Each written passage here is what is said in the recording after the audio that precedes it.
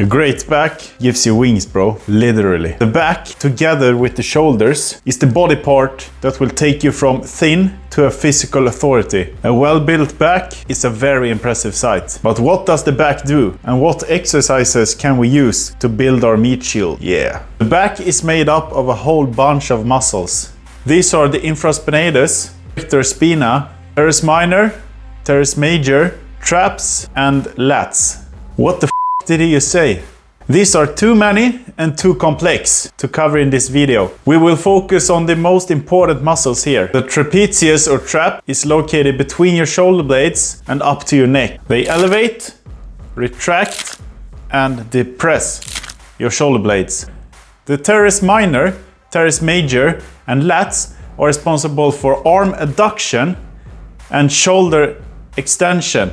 To make it simpler, your back pulls heavy as shit. And this is exactly what we're gonna do here. We'll start off with the king here, chest supported row. This exercise gives your back a really good stretch in the starting position and a killer contraction at the end position, while also being very stable, so you can pull some heavy weight. You can overload the movement by adding sets, reps, or weight. You can switch between targeting the lats and lower traps by having a neutral, narrower grip, focusing on driving your elbows towards your hips and lower belly, or focusing more on the upper traps and teres muscles by pulling with a high elbow and overhand grip. Although you will work your whole back on both of these variations, the important thing here is to think about pulling with your elbow and your shoulder rather than with your hands. This will make you feel your back work a lot more than just mindlessly pulling the weight. Also emphasize the stretch on every rep, opening up your shoulder blades. On your last set, do some partials in the stretched position to really reach muscular failure. Aim for about 3 sets of 6 to 12 reps. Pull up. This comes in close second for me because it works your whole back, biceps and core, and it's a very great